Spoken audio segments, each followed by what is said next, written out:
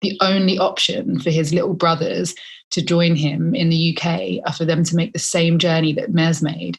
And that means crossing the Sahara, it means crossing Libya, the Mediterranean, Europe, living in Calais, trying to cross the Channel. You know, the chances of them making that alive are slim to none. That and so much more coming right up on today's episode of The Pod Spotter.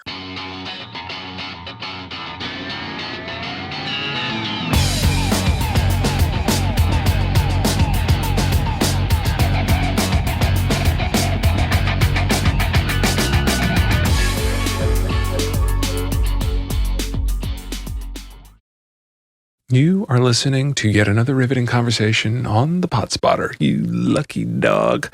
Have you seen the number of podcasts out there? Don't even look. Okay, just meet me here every Monday, and I'll have a brand new podcast for you to slip on and try out before you drive it off the lot.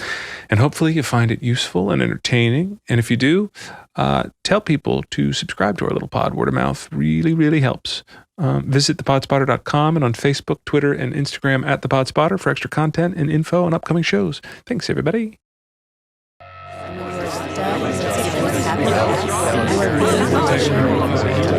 Then, like Facebook, Twitter, Instagram. It's really a pleasure. I've been screening hundreds of podcasts.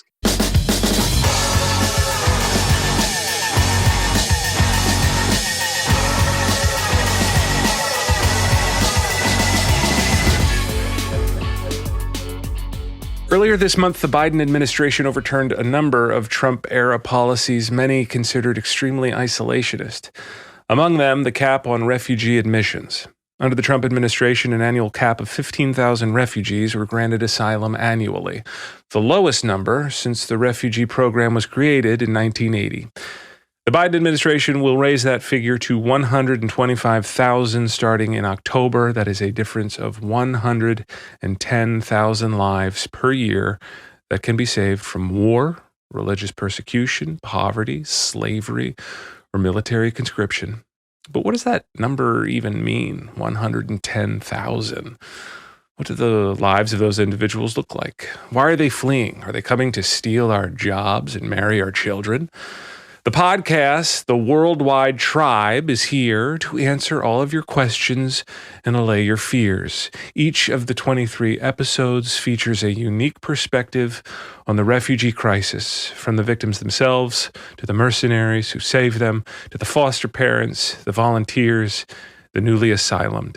It is the mission of the Worldwide Tribe podcast to highlight the humanity behind world issues through creative storytelling, to inspire the greater global community to become active members of positive social change.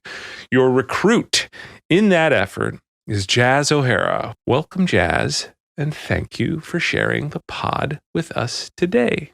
How are you? Thank you, Zach. What a beautiful introduction. I am well today. I'm in London and the sun is shining, which is a rarity, but I'm enjoying it. You know, I have to be careful of sounding too didactic. I only really am talking about these issues when I'm featuring pods about the refugee crisis. When I hear audio as compelling as yours, that's when it is most important to me. I think that's when it's most important to most people. When a picture shows up in the news or it's topical or something like that, I have to remind myself that people like you are out there constantly dealing with this issue, constantly fighting this. I have to remind myself of that too. Sometimes I'm shocked that all my friends don't know about this thing I've been deep into. For example, at the moment we have the UK's first refugee camp of its kind popped up on the south coast of the UK. It's an ex-military barracks. It's called Napier Barracks, and it's been repurposed to be used to house 400 asylum seekers, right? And I have been so consumed by this story that I sometimes am really shocked by the fact that I mentioned Napier Barracks, and people in this region, in this area, it's very close proximity to us, have never heard of it. But yeah, you're absolutely right. It's, I guess, all I kind of eat, sleep, listen to, think about, and very consumed by this topic, and I guess have been for about 6 years now. Well, Napier was The Guardian just did a big thing about how COVID is just wreaking havoc on them, right? It's been under huge scrutiny for that reason, that, we are still being told to self-isolate, to not see more than one person outside at a time. Yet the Home Office, the government, is keeping 400 asylum seekers, vulnerable people, in very close conditions, in a very substandard environment during a pandemic. And over 100 of those people have been tested positive for COVID, and the rest have no opportunity to self-isolate. So yes, absolutely, there's been a lot of scrutiny for that reason. Jaz, I'm getting ahead of myself a bit. Why don't I backtrack a little and have you introduce yourself to folks? Yes, we've gone in deep already. Yeah, I know. So I think you've done a pretty good job for me, to be honest. But yes, what else can I add to that? So I'm the founder of an organization called the Worldwide Tribe, as you so beautifully already said. And we are an online community, really, of people who want to see change when it comes to especially the narrative around migration, asylum seekers, refugees. We have our podcast, of course, and that's actually become the nucleus of a lot of our storytelling, to be honest. The podcast has been a really beautiful way of bringing a human perspective to these statistics that you're talking about. And you mentioned this has been your passion for roughly 6 years now. What was life like before being smacked with purpose? Well, that is a good story, actually, how it all kind of came about. My life before was very different. I worked in the fashion industry, and I had, I guess, what you could describe as a fairly normal London life. My brother worked in advertising. We lived together in London. But yes, so my life previous to that was fairly creative and lovely, but I guess naive to a lot of the stuff that was happening in this world. And what was the precipitating event then for your moment of change or for your awakening? Okay, Zach, I can tell you that story, but you have to sit back and relax because... Please, we got time. Great. So I have to cast my mind back, I guess, early 2015 to what was happening at the time. And I guess it was the kind of beginnings of the refugee crisis really being all over our news here in Europe. It was at the forefront of a lot of people's minds because there was a lot of fear around this kind of surge. And I say that in quotation marks because that was a term used by a lot of the press, the mainstream media, a surge, a swarm of migrants arriving to Europe's borders, right? So we saw lots of boats arriving from Turkey to Greece, from Libya to Italy, and also to the UK. We were seeing people trying to cross the border from France, trying to cross the Channel. And so, as I say, it was very much in our news, but in a very negative way, very dehumanizing terminology. Yeah, I mean, you guys recognize similar to the migrant caravans. We had the yeah. Exactly that. So I was aware of this, but I didn't really have any kind of personal or vested interest in the refugee crisis. I didn't really know anything about refugees, asylum, migration. But my mum and dad at the time were actually going through the process of adoption. Because my youngest brother, my youngest biological brother at the time, I was the oldest of four, and he was turning 18. So that summer he was due to go to university. And I think that my parents had a fear of an empty house, right? Classic empty nest syndrome. They were very much aware of the fact they'd always had this big kind of bustling, like people coming in and out, busy life. And suddenly I think they were kind of faced with the fact that things were changing. So ironically, and as you'll see later down the line, that fear never came true because, yes, as I say, they were looking to take on another child in whatever capacity that they could, whether that be adoption, whether that be fostering. Now, my mum and dad live in a county in the UK, in the south of the UK, called Kent, where a lot of people arriving from France, they land basically in Dover, in Folkestone, on the border, by the seaside. And what we became aware of as they were going through this process is that there were a lot of unaccompanied minors, a lot of children amongst them, a lot of lone refugee children who needed families, who needed support. And my mum and dad were very open to this. They were open to having an older child. They were open to having a boy. They were open to having a child that didn't speak English. And for a lot of families, for a lot of people, that's kind of ticking all the boxes of what they don't want, right? So it looked likely that my family would be matched with a child who fitted into that category. So these things were kind of happening simultaneously, right? The news was kind of whipping up a frenzy about refugees, especially in Calais. My mum and dad were going through this process. And I just felt really inclined to kind of find out more. I was curious about where my little brother or sister might be coming from, what life in the camp might be like, where they, the journey that they'd taken, where they'd been, why they wanted to come to England, all of those questions that just definitely were not being answered in the press or in the news, as much research as I did. And there's another quite pivotal moment that stands out to me when you ask that question, where I was standing in the bank, actually. I was in the queue for the bank. And the two women in front of me in the bank, they were talking about Calais. They were talking about the situation there. And they were saying, "Oh, have you heard? It's terrible.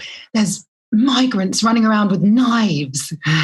And I remember that line being said in the bank. And I remember thinking, that can't be true. I don't believe it. But I didn't have the knowledge or the understanding or the facts to interject and to add anything to their conversation. So I stayed quiet and left the bank feeling a sense of frustration, I guess, and injustice, but I didn't really know why or how to kind of put my finger on that.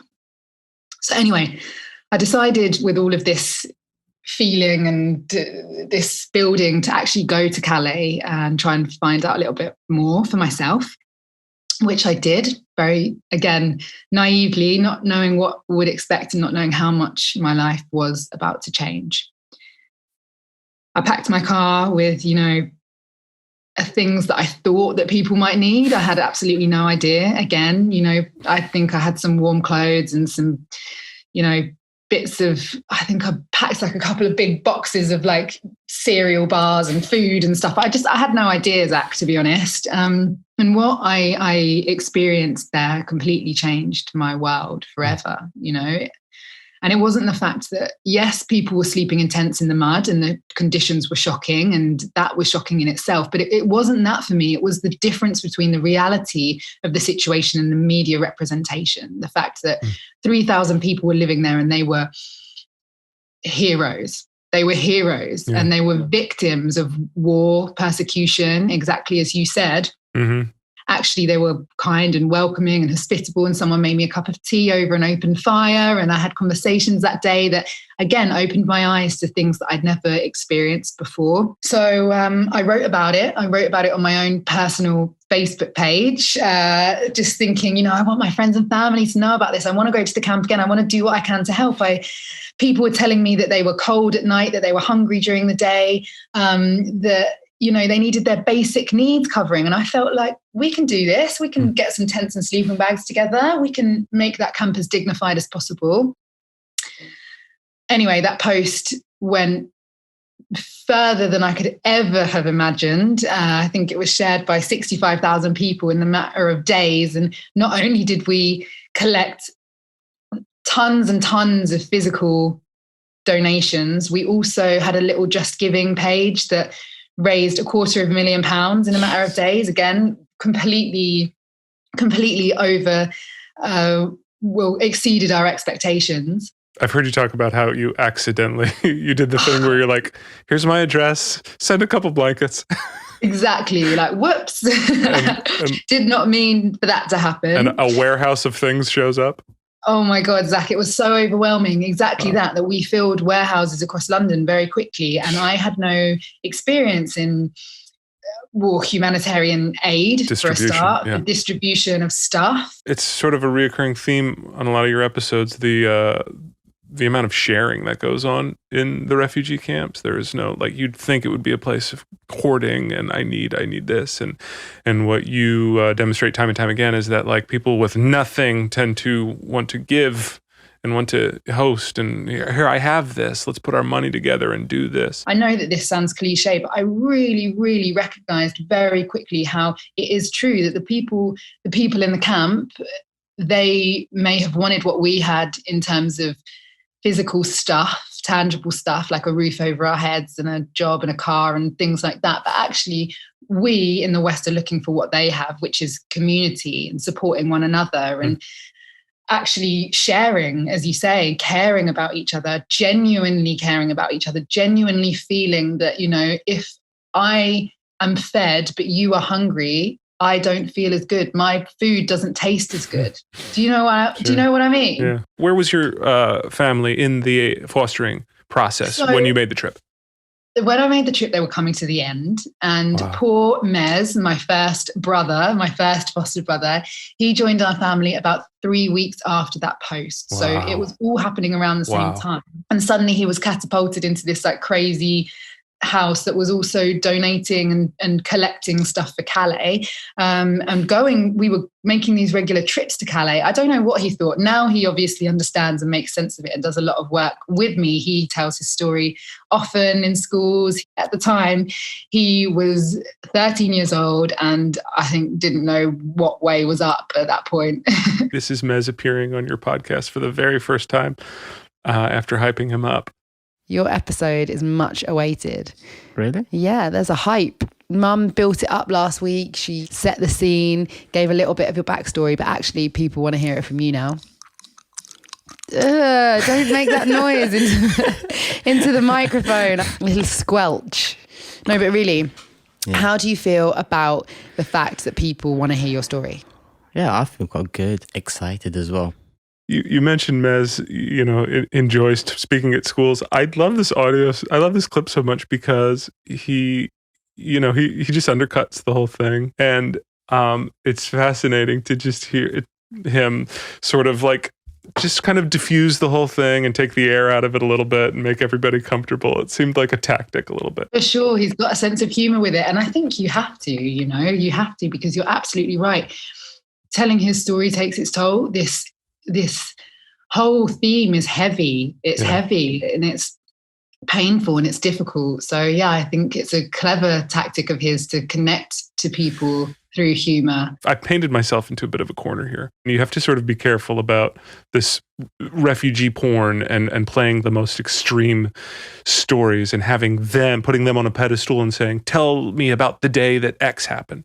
But at the same time, like those highlights, that audio, the audio of your podcast, like it's some of the most compelling stuff we have ever heard. Like it's some of the most compelling, storytelling that we internally at our little Podspotter podcast has ever heard. And so I feel like I have to honor that and I have to play it. I guess I throw it to you. Like, how do you deal with that? How do you deal with that sort of, those two things in conflict of not being exploitative, but also needing to raise awareness, needing people to hear the tough stuff? I think the podcast has been a really, really beautiful way to actually do this, right? Because previous to the podcast, we were making films and we were using social media, and that brought up a lot more difficulties when it came to people's identities and making sure that people were happy and not being exploited and being represented in the right way. And we were always very conscious about this. It was always something that we were very, very aware of because we wanted to work alongside people, with people. Lots of people in the camp did want their voices to be heard. They do want to share their stories and it's important for them. And the fact that, I'll never forget that one of the first people that I met in the camp, I spent a lot of time in the Sudanese community. I just happened to become really good friends with one particular Sudanese guy and then his friends there. And that's where I would stay when I stayed in the camp. But anyway, I remember one of them asking me, so what do people in the UK think of what's happening in Darfur? And I remember just having to think about how I could let him know that most people don't have any idea. Most people have no idea that there's a genocide happening in Darfur, and that's why Sudanese people are making their way to the UK, and that's why they need safety, right? People think, oh, if they're African refugees, then they're economic migrants. You know, that's what people presume, because we know about the war in Syria, we know about the war in Afghanistan, but we don't know about what's happening in Darfur for the most part, right? And I speak for myself 6 years ago too. You know, with the Napier Barracks episode that I started talking about, that is our most recent episode, the guy who I speak to in that, he is a poet from Yemen. He's an incredible man. And, you know, I made sure that he was very involved throughout the whole edit. You know, I was sending it to him back and forth. He told me, oh, I don't want that bit in there. Oh, yeah, add this in there. And for me, you know, it was a collaborative effort. Well, I would lump myself into that same category of people that had never heard of, you know, half of the situations or places that you cover on your podcast. Eritrea is Mez's country of origin, and I'm pretty sure I thought that was like a fictitious Lord of the Rings place until I heard what he was escaping and what he was, you know, fleeing. Literally knocking every door, and we were just like, "Oh shit, let's go." And then we just ran away. We didn't have much clothes. I literally had like t-shirt and trousers. They were after us. It was like gunshot to the air and stuff. We just kept going and going and going and going. You didn't have a chance to tell your mum where you were going or anything? No. Literally, we were outside and then we heard them and then we just ran away, 3 of us, and we didn't stop at all. Like they chased us, but they gave up after a while. We were like, oh God, we can't come back. They know we live there. If we come back, they will come back straight away and get us. So what shall we do? Somehow we agree what Johannes said. It's like, let's just continue and see what happens. What have we got to lose, basically? Yeah, literally. You got nothing to lose, so let's just go. Mez was fleeing forced conscription, is that right? He was fleeing. They basically drive around and round up kids and say, let's go, you're going to the army. That is an account of the day that the army came to his village to conscript him. That's what he's describing there. Nothing, no rucksack, no lunch, just here we go. Time to go, time to do it. Barely had shoes, you know, he had flip-flops. Mez's story, by all accounts, I mean, he's a hero for saving his own life. He survived starvation, a boat capsizing, being held ransom, near suffocation. Has anyone reached out for film rights to Mez's story? Who is writing the book? I agree with you. It needs to be a film. And we'd very much like to make a film together. But it's, again, something where the time has to be right. Actually, what we'd like to do is for him to... So Mez has 2 brothers that are now both in a refugee camp in Ethiopia. So they've crossed the border from Eritrea to Ethiopia. And Mez, with his current documentation, he has asylum in the UK. He has been granted asylum, but he has been granted asylum from his country of Eritrea, which means that he's unable to travel back there with the documents that he has whilst he is seeking asylum from there, right? But he can go to Ethiopia, which is the neighboring country. So what we'd actually like to do is make a film about him going back to see his brothers after 6 years of not seeing them, and highlight the limitations of and the restrictions in our policies when it comes to family reunification in the UK. The fact that the only option for his little brothers to join him in the UK are for them to make the same journey that Mez made, which 5 years on is even harder than when Mez did it. And that means crossing the Sahara, it means crossing Libya, the Mediterranean, Europe, living in Calais, trying to cross the Channel. You know, the chances of them making that alive are slim to none. So Mez is, you know, trying to encourage them to stay, to try and make a life for themselves in Ethiopia, trying to send them money where he can, working at Domino's Pizza every single day, every hour under the sun to support them. Bearing in mind Mez is 18 now, right? It's something to like see images of that crossing. It's something to see like the boats, right? You see the images of the just packed boats, and it's a very another thing to hear a firsthand account from someone on a podcast, to have it just like in your ears. Here it is. Here's what it was. Here's what I experienced. It changes the whole thing. It changes your whole idea of it. It puts you in there. It puts you in the ocean with Mez. About 12 o'clock in the daytime, we saw a massive, massive boat from far away. We were so tired by the time. We were so like excited for someone to come and save us. People jumping around, trying to get attention, tell them we're here to save us. And then the boat just flipped upside down and capsized straight away.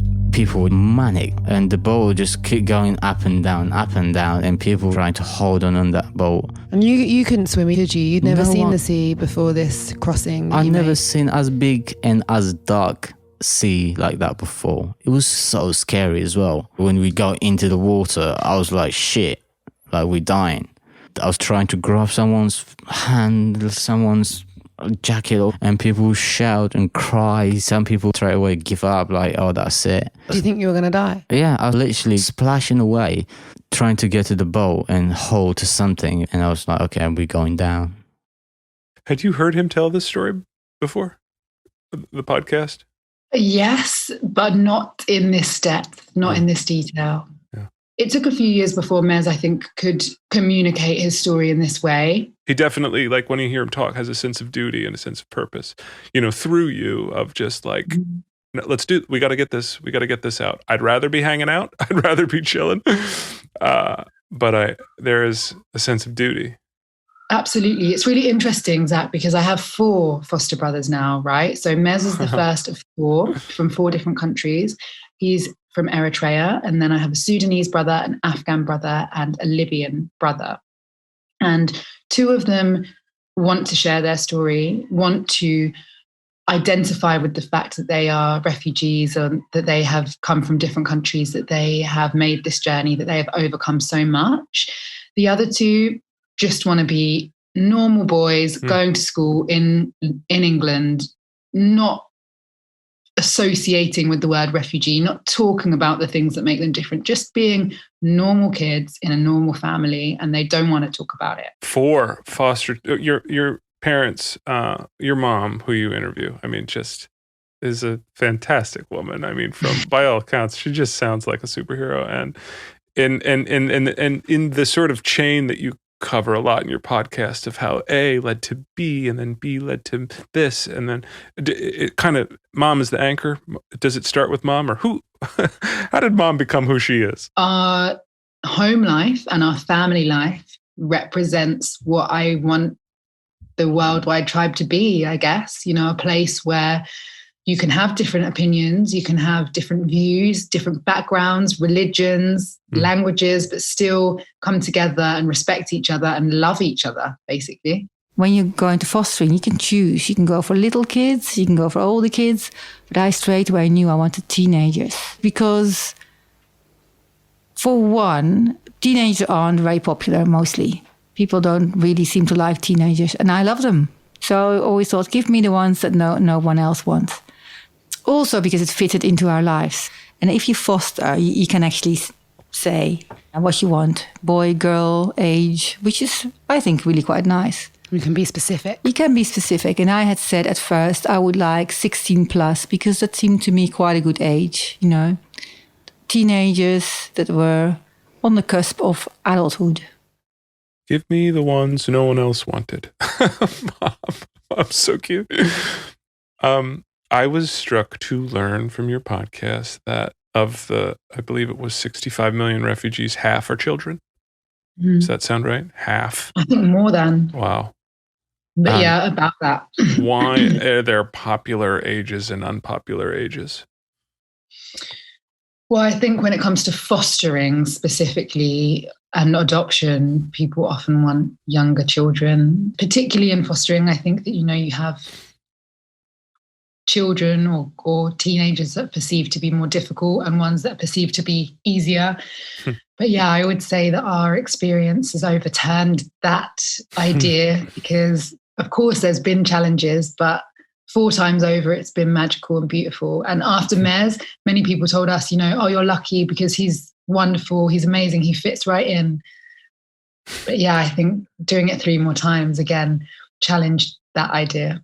I'm going to get myself in trouble with this comparison, but my mother, she would open our home, and we had 4 kids. I grew up with 4. She'd open our home to exchange students all the time, Spanish exchange students. We had 4 growing up. I'm not making a side-by-side comparison between that experience and fostering refugees. But what I will say is that, for like a 10-year-old sort of Western civilization boy, I was just like, initially, it was like, well, that's going to mean less things for me, less toy. Like you're going to be spending money on, we don't have any money, and you're going to be hanging out with these and spending money and getting them. Like that's less, stuff for me. And over the course of, the years of her, doing this, and you are opened up to so many new experiences, cultures, foods, how other people live, laugh, think. And it was such an enriching experience that you realize by the end, but at the beginning, you're just selfishly a kid and you're just like, what are we doing? Like, how do you explain the sort of cost benefit ratio of this experience, having lived it? So in fact, it was more for you than you could have ever imagined, right? Of course. You didn't end up with lack. You ended up enriched in lots of ways. And I think that just sums up our experience very beautifully, actually, that, as I say, of course, there's challenges and of course it can be difficult, but for sure, it's been the most incredible and enriching experience for everybody involved. I've never heard my mum laugh so much as the last 5 years. Seeing our culture through these boys' eyes, again, brings perspective in a way that, makes you just reevaluate everything. And I think we needed that, to be honest. You've eaten really well, from what I hear on your podcast, at least. That I can't even. You hit the nail on the head. Yes, we're lucky in that I'd never had Eritrean food before or Ethiopian food. So I don't know for anyone who's listening, maybe you guys have, but it's one now. I think now my favorite cuisine. But also when we started going to Calais, the beauty of that camp, the jungle that I spoke of before, was that it was a melting pot of lots of nationalities, people from Sudan, as I mentioned, Eritrea, Afghanistan, lots of Kurds. And yeah, I remember, we'd have Afghan spicy eggs in the morning when we stayed there, very sweet chai tea, flatbreads, handmade flatbreads, just amazing food. People travel far and wide, I think, to have those experiences. Yeah. By that point, there were restaurants there was a mosque, there was a church, there was a school. It started to, and when I say a church and a mosque, I mean like a makeshift made from bits of wood and tarpaulin, but they were there and the restaurants were there too, and people built a community out of the mud. Well, I want to get some experiences outside of just your personal experiences and your personal family, because the podcast obviously it's nearly 30 episodes and covers more than just your individual experience. This would be your content warning to step away if children are in the room. Jaz does not handle casual topics on her podcast, so general content warning for all. Jaz, we mentioned the sort of chain that kind of starts with Mom, the anchor, on your podcast, inspired you to make this trip, inspired the 65,000 people to share your post, goes viral, and your story somehow finds its way to Brendan Woodhouse. Could you set up Brendan for us? Tell us who he is and how he reached out to you. He is a firefighter from Nottingham in the Midlands in the UK. And he went out to volunteer in Lesbos, offering his services, whatever he could, to do whatever he could. And we met through both working within the refugee crisis. And he became a friend because we really shared a perspective when it came to this issue, this topic. You know, we had a shared experience of volunteering together in the Greek islands, and he was the third guest on my podcast because he has a very incredible story of working in search and rescue in the Mediterranean. And he tells the story on the podcast of saving a baby. I got back after my first little visit and I wanted to kind of do more. You know, what I'd done wasn't enough. I was going backwards and forwards, you know, taking clothes, sleeping bags, blankets, shoes, the odd toy. And I started doing that for probably the next couple of months. But then I was getting more and more interested in what was happening in Lesbos. And then Alan Kurdi happened, when he drowned on the beach in Bodrum. But I knew at the time that there were 2 children drowning in the Aegean Sea every single day, on average. On average, there were 2 Alan Kurdis every single day. And we had this one picture that kind of seemed to change the perspective for a lot of people. But then I was starting to look at the boat landings in Lesbos and Samos and Chios, and I knew that as a firefighter, as somebody that's been in the army and had a bit of experience, and that's probably the best place for me to head to. I kind of hear this a lot on your podcast about, it sounds like helping people becomes a bit of a drug that you do once. And like in Brendan's case, you want more and more and more. Has that been your experience? Well, I think, Zach, that it's the key. It's the key to happiness and life, you know. If you just try and make yourself happy, then you get to a point where you're like, tried everything, but there's still something missing. I think happiness is purpose and service. You mentioned he ends up saving an infant. He was working at this specific location, a lighthouse, right? Where refugees, they're coming, they see the lighthouse. The lighthouse is there to warn them, stay away from the rocks. But often it's a beacon for folks. They think, oh, there, let's go there. Mm-hmm. And so it becomes these volunteers' job to rescue ships before they crash in the rocks. It just, I can't understand listening to it, why this is their job, why this is Brendan's job, why Brendan is there doing this. It was just incredible. The scale of it was utterly phenomenal. To describe it is nigh on impossible because you can see all the pictures of it. But when you're holding that woman's hand and you're taking her child off a boat from her and she's passing you her everything into your arms. There was one boat that these people, when we arrived at that boat, it was sinking. It was sinking. There were people in the bottom deck where it was filling up with water. There were people smashing the windows with their fingertips trying to get out. You know, they were punching the windows trying to get out. The people on the top deck were trying to kick the windows in to let them out. It was that touch and go. And as we got the boat closer to our speedboat closer to them, they were throwing their babies at the boat. Can you imagine throwing your child into a boat? It's beyond words. And they were saying to us, please just take the child. I can drown myself. Just take the child. And that was happening all the time. It was every day. And there were 2 children every single day that wouldn't make it. So you say, can you describe it? No way can anyone describe it. No way. Why is this Brendan's job? Why? Where is the government oversight? Yeah, unfortunately, the central Mediterranean particularly, but also that Mediterranean crossing is not patrolled suitably by search and rescue vehicles, by authorities. So it has come down to the civil fleet, it has come down to grassroots organisations, individual volunteers to fill in the gaps. And the gaps in the Mediterranean are huge. As you hear, many people are dying there. Many people are leaving Libya and never being seen again. The coast guards, the Italian and the Libyan coast guards, their work and their efforts leave a lot to be desired. And as I say, it comes down to the work of individual people, of volunteers to have to continue to save these lives as best as they can. I wish I had an answer as to why, but there is real political will to not save these lives.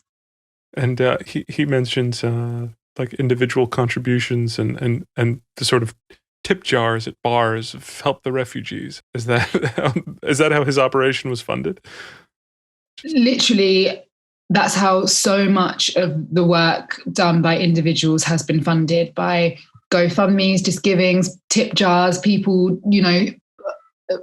kids giving their birthday presents to donate to grassroots charities. It's been an incredible movement of grassroots volunteers across Europe coming together to literally save lives. I could hear them going, he's got a baby.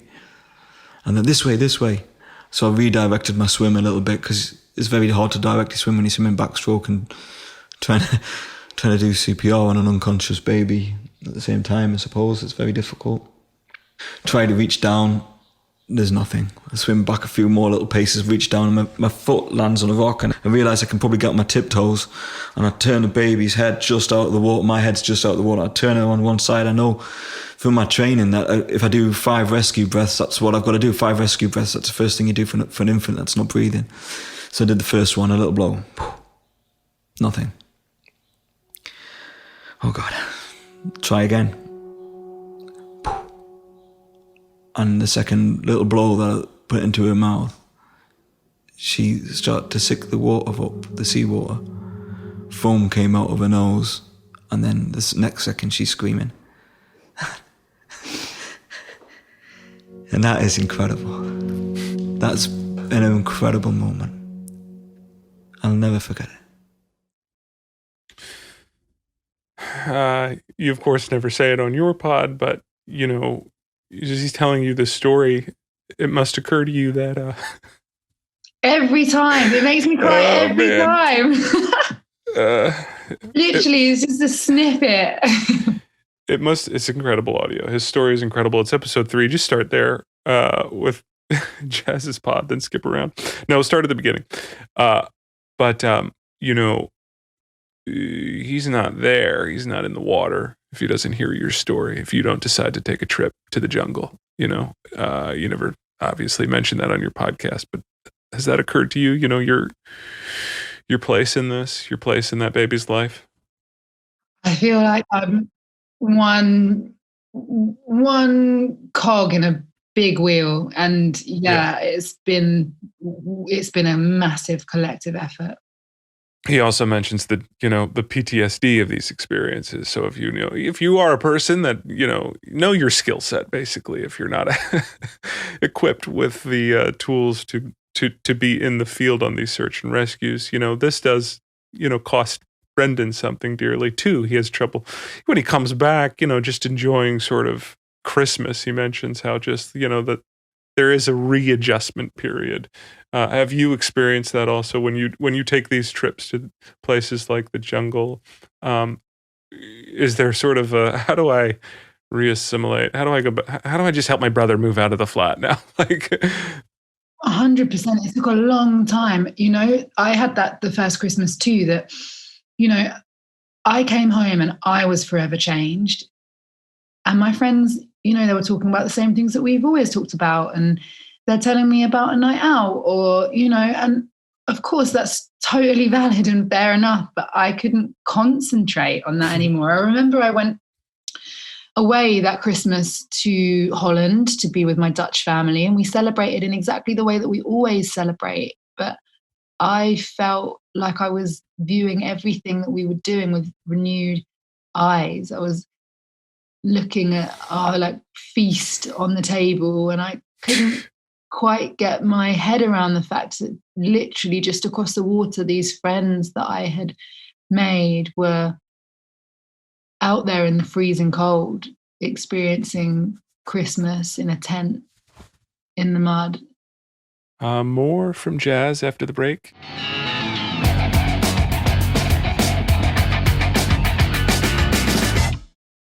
Okay, you wouldn't buy a car without driving it or go on a date or 2 before marrying someone, so why not join me every Monday and sample a pod or 2 before you make it all official and add it to your library? Commitment-free, No strings attached, just you, me, and the host of an exciting new podcast. If you haven't already, please leave a review on iTunes. Check out our fancy website at thepodspotter.com and tell fellow lovers of pods about what we're doing here. We're playing the field. We're listening to everything. We are potty amorous. You're welcome.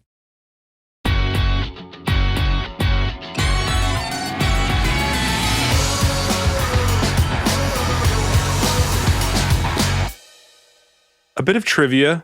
Always a little hard to do it, to make a game of the refugee experience, but I stand on tradition. I have a pod merch wall behind me of stuff, of too much stuff, probably, as we were talking about earlier. And I'd like to add the Worldwide Tribe T-shirt to the to the pod wall of merch behind me. But first, a bit of trivia for Jaz. And we'll see if you can answer 2 of these 3 questions correctly to add the Worldwide Tribe to the pod wall. Are you ready for some trivia, Jaz? Uh-oh. I was not warned of this. No, I'm sorry. Well, you should have listened to my podcast. My goodness. I did. To be fair, I did. So that was my own. You should not have listened to that. You should be out saving the world as you are. My goodness. All right. Number 1, which country hosts the most refugees? Do I get an A, B, C? You do. Okay, good.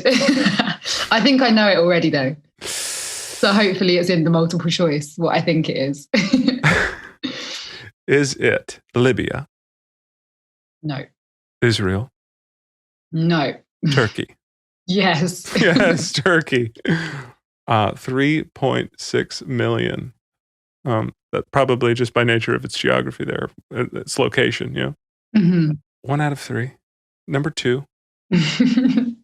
What is the distinction between refugee and migrant? Do I get a multiple choice? Or do you want me to go? I'm eager. I can answer that one. You go. No multiple choice there. Okay, so a refugee, by definition, is somebody who is fleeing their country and because of war, persecution, for reasons that they have to leave. A migrant is somebody who is leaving out of choice. Why is that language? That was good. No, it's good. That was it. There is it's typically, reserved for sort of voluntary process, the migrant. Why is that distinction so important? Why is the language and labels so important? Because we have a lot of negativity around the term migrant here in the UK. I don't know if you guys relate to that in the States, but it's like, for some reason, if you're fleeing for war, persecution, climate change, or because you have to leave your country, it's a very confusing thing for me. And I try to actually just use the words displaced people because refugee also means that you've actually been given your status. Whereas if you're an asylum seeker, you're awaiting your status, right? So that's another term to add into that. But for some reason, there are negative, especially economic migrants are seen as negative by our media. There's a lot of loaded language and loaded feelings attached to those words. Because, I think that, if you ask somebody to close their eyes and think of a refugee, they have a very specific image. It's probably someone in a boat or someone carrying all of their possessions, having walked a long distance. And actually, this could be anyone. This could be all of us. Could be you, could be me, could be someone that looks like our mum, like our brother, like our dad, And question the third, 2 out of 3 correct. What should people do listening right now that are angry that I am gamifying the refugee experience and just want to help? Where should they go? They should listen to the Worldwide Tribe podcast, educate, learn, educate yourself. I think that's a really good place to start. And also then look a little bit within and think about what it is that you have to offer, what it is you have to give. It's a difficult question for me to answer across the board because everybody has a unique offering. You might have people in your local community that you want to bake a cake for, make them feel welcome. Maybe you're a graphic designer, you can help them with your CV. Maybe you do have money to donate and you can donate to our projects. Maybe you've got time to give and you can volunteer. We have projects listed that you can volunteer with on our website, theworldwidetribe.com. But there are multiple ways that you can get involved. And I think that the best place to start is to learn, to share these stories, and to talk to your friends and family about this situation, and to think about what it is that you have to offer. Jaz, putting my new father hat on, I have to say, like, I'd be so scared if my daughter was like, be back, packing a bag, going to the gym. Like, you know, what you've visited these places, you've been in these situations. Like, what do you say to people who are just afraid of just, you know, going and seeing for themselves? Yeah, I'd ask you, what would you be scared of? You must get these questions all the time. Don't you fear for your safety when you're there? No, because I mean, do you fear for your safety when you're crossing the road? Do you fear for your safety when you have an interaction with your friends around a table?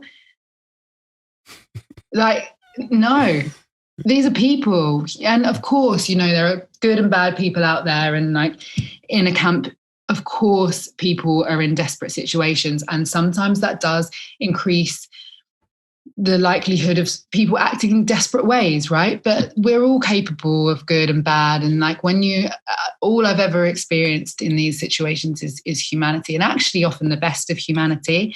So yeah, no, I don't feel that. I don't feel that. Do you have, I ask all my guests, a favorite bit of audio, a piece of music, anything, a poem, something from your podcast that you would like inducted into the Podcast Hall of Fame?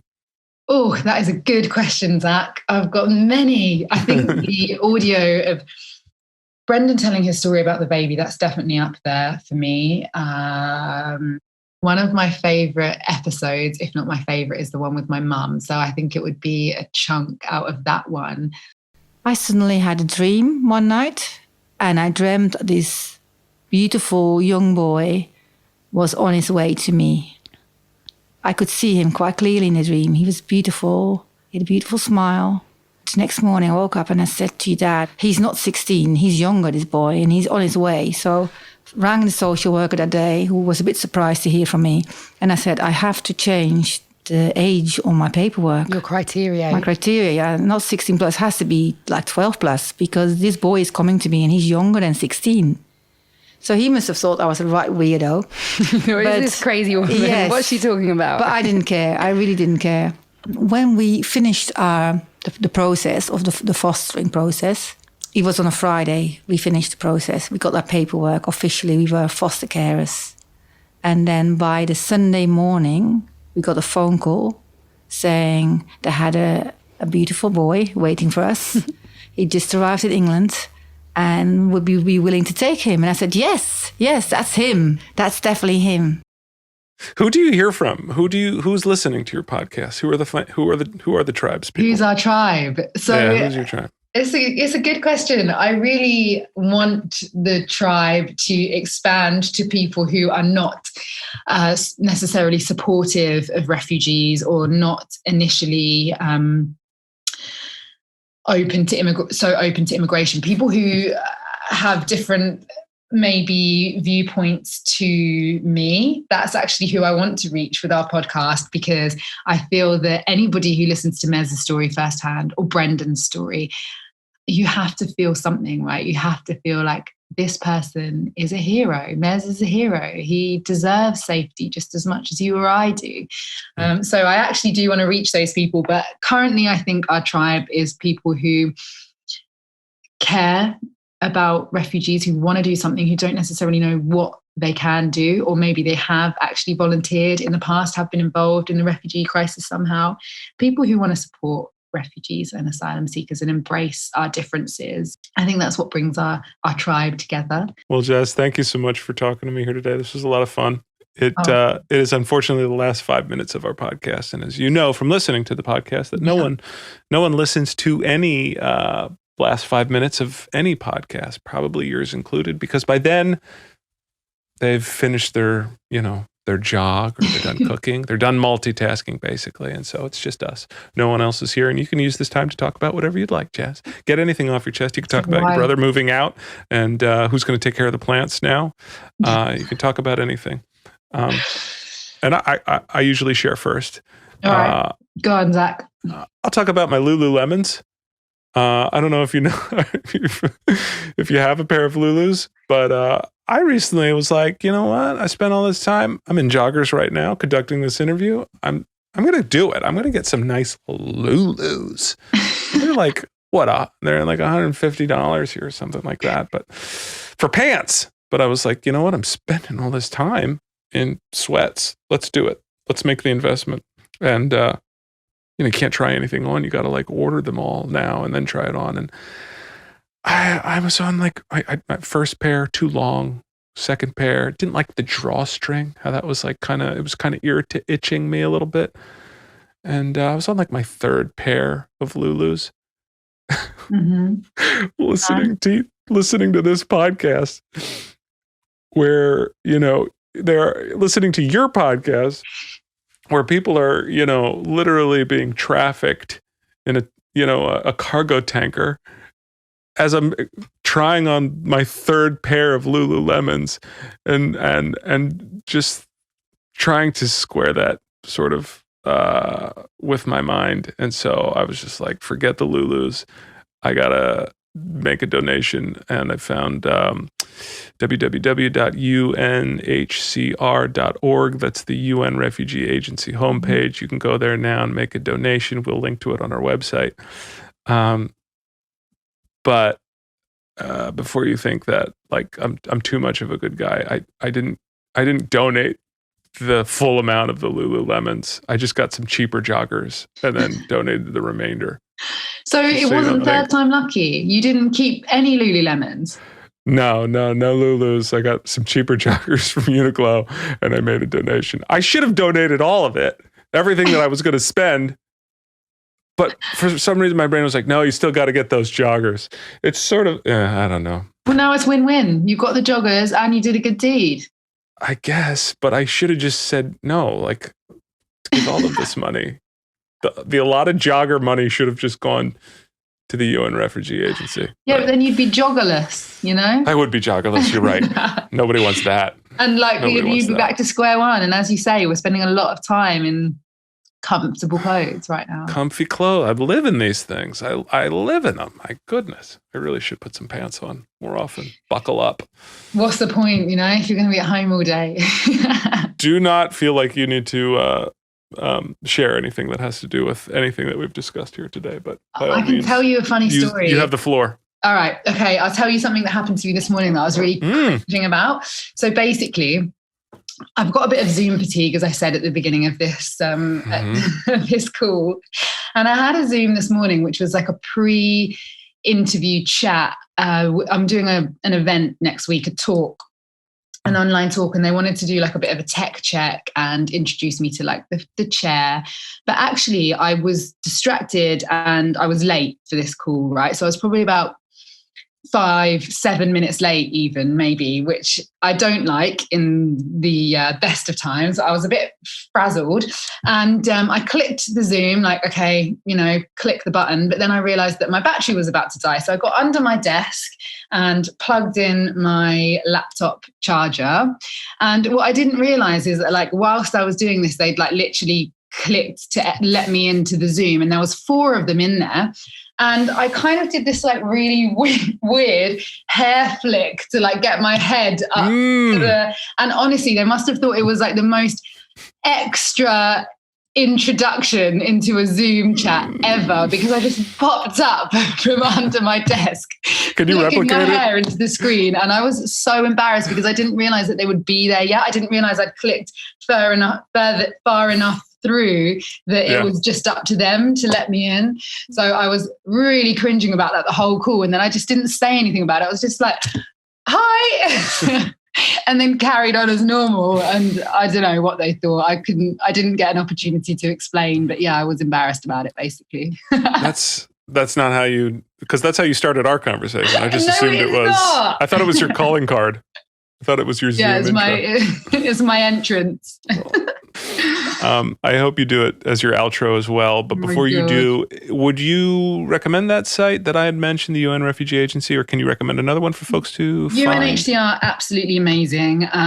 Yes, for sure. They do incredible work. But I actually always recommend finding grassroots organisations to support. I think that that's where I've seen huge impact in this space. Individuals like Brendan, grassroots organisations where you know that money is being well spent and not being lost in bureaucracy. And so, I would recommend. I've also got a list of incredible places on the Worldwide Tribe website. We have our own projects that you can donate to through the Worldwide Tribe. This podcast episode that's coming out this week is about search and rescue in the Mediterranean, actually. 2 crew members from, do you know the artist Banksy, the UK street artist? Sure. He funded a rescue boat last year. And 2 of its crew members are my guests on the podcast this week. And they have a charity called Search and Rescue Relief. They're amazing. They do incredible work. So if you were touched by Brendan's story, that's a good one to donate to. Proactiva Open Arms is a Spanish one. SOS Mediterranean. They're all doing amazing work in the Mediterranean. But yeah, there are many. But I would start by going to the Worldwide Tribe and donate to us. Is there something particularly Banksy about the boat? It's bright pink. Oh, yes. It was painted by Banksy. So it has a girl holding a heart-shaped safety buoy painted on the side by Banksy. So yeah, it's pretty Banksy. Check out that episode, guys. Jaz, you have to go. You have to hair flip and take us out of here. But before you do, I just want to have my contribution to the Hall of Fame take us out. This is Brendan Woodhouse. Thanks, everybody. These people have got nothing. They've got no opportunities. They've got no future. And who wants to live a life without a future? I don't. I wouldn't accept it. Why should they? And what stops them from doing it is borders, and what stops them from doing it is silly rules that don't apply to me and you, but they do apply to them. And what's the key difference between me and you and them? It's the country of origin that we're born in.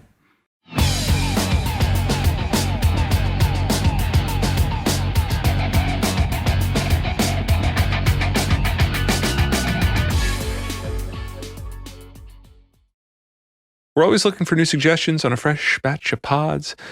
Please tell me what you're listening to and what hosts you'd like to hear from via thepodspotter.com or on Facebook, Twitter, or Instagram at thepodspotter. Thank you.